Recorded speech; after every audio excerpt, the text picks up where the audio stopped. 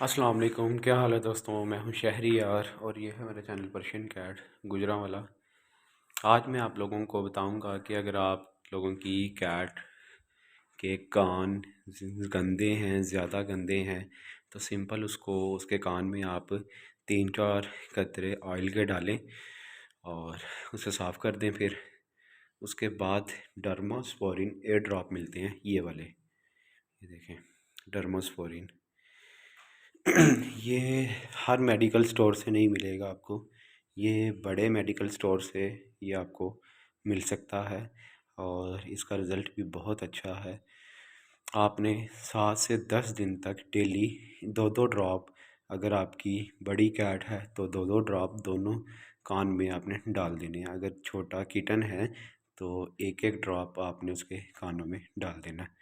दिन में एक ही दफ़ा डालना है और 7 से 10 दिन तक आपने डालना है।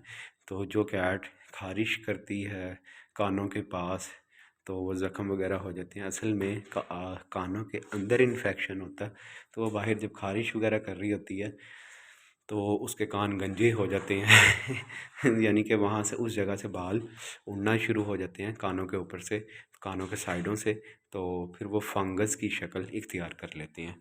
तो अगर आप पहले ही इसकी एहतियात कर लेंगे तो इंशाअल्लाह आपको आगे यानी कि फ़ंगस की जैसी बीमारी का सामना करना नहीं पड़ेगा।